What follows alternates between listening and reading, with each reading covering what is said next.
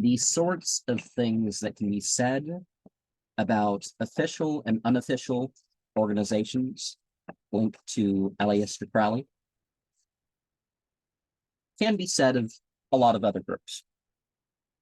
The OTA and the AA or SS or whatever it's called at the current time can train an individual, although that doesn't seem to be its impetus, to start their own cults. Some people will read some of these texts and figure out the stuff to start their own groups without it being so direct of a teaching that they have gathered. When you're in a specific group, it helps that you all know which texts you are bouncing things off of. Scriptures, grimoires, libers, whatever you're going to call them. You have an idea of the sacred space that you're going to practice, the attributes that you're going to bring in, cloths and candles and other items that you're going to bring into it, which sort of roles are going to be ritually performed, and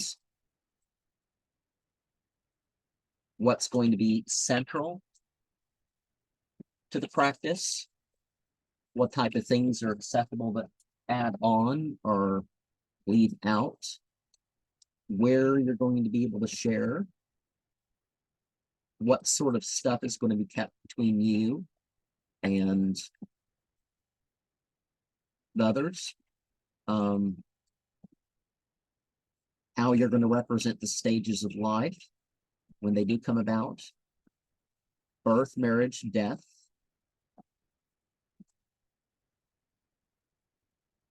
Of course, the coming of age, the various initiations, if you're going to have them.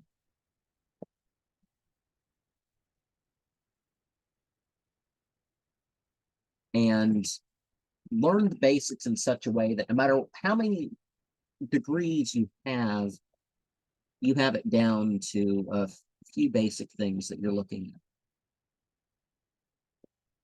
at. And the ability shouldn't be just armchair anthropology. It shouldn't, it should have some physical element to it. You should have some life outside of the ritual order. And the recruitment into ritual orders shouldn't be the sort of abuse that some of us may be familiar with when it comes to the stereotypical religions. It is important that people allow the freedom of people to make their choice. And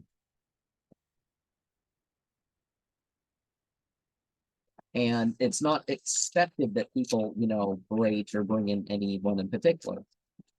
You may let people know appropriately your spiritual leanings, your associations. It's important that people have some freedom of, there's some sort of meritocracy. Time in an order counts and all that. And that the goal isn't communistic in that way. There could be a joint property that's worked together, but people do have their own property. Their relationships are their own. They're responsible for their own relationships.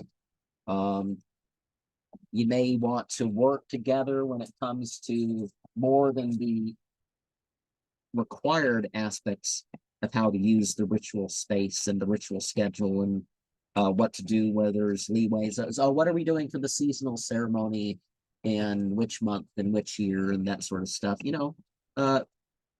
organizing that sort of stuff. Maybe there was some accident or something that needs to be dealt with, but sometimes that can be just left off to the thing, and there needs to be there can be some sort of protection for the order as a whole. And it's important that people realize like the difference between the prophet and other stuff. The point of Thelemic orders isn't, you know, a competition of spiritually gifted people who have, you know, they have knowledge and power of a spiritual nature that is beyond, you know, what seems to be from their human circumstances. So it comes through from the revelation, the inspiration of the entities. Aleister Crowley did have some spiritual experience. Some of it was drug based. Others of it was philosophical or otherwise. But and people have different opinions of Aleister Crowley, so one can work with that.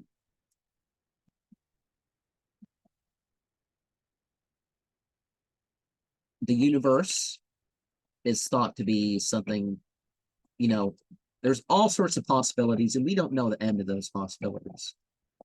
And so there's the symbolism of the inner and the outer and the mixing together and all that. But every star is different.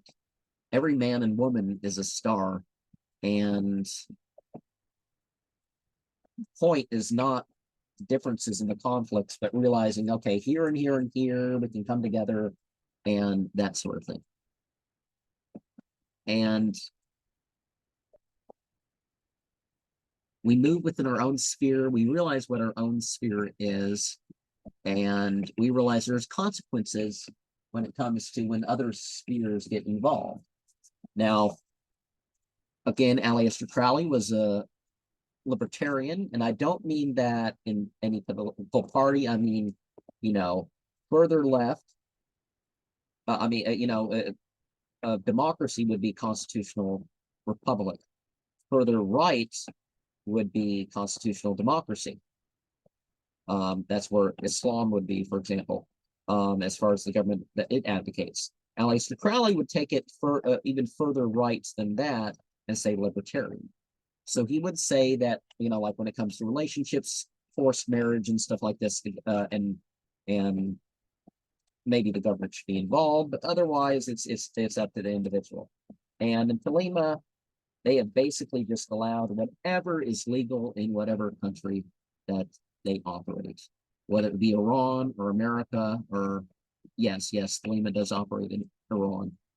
It's legal there. It's actually written into law. The Thelema, Wicca, Ekankar, there's Baha'i, there's others that over time have put themselves in there, but those were some of the first ones to get themselves written into freedom. But you know, the point is that the law of the land is basically what they're following.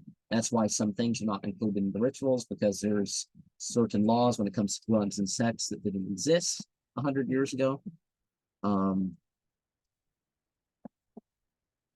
And one of the things that is agreed upon in Thelemic lodges is the idea that there's different stages, and people are kind of disputing, okay, the age, the new aeon, when does it translate to another one? You know, is the Huru Raha, Raha Hewitt, or Pop Trot. So some people say, well, the next one's going to be Mod, but it's okay, when does that start? Does it start a couple thousand years, or things cycling quickly? Or, you know, people differ when it comes to that. We have the understanding that political modes are, you know, they're not the thing. It's not about your party. It's not about the candidate. It's not about the perceived idea of the system. It's like America's never been a democracy, by the way. But there's issues with every system of government. It really takes a mix of types in reality. I mean, the army has to be fascistic because it works tightly together, and you can't have people going every which way. So there has to be an element of that when it comes to police and military. But then again, it's not totally. And but anyways, and when it comes to government, it has its benefits. We do realize that, but Government's really modes, and you're supposed to weigh things in the scales.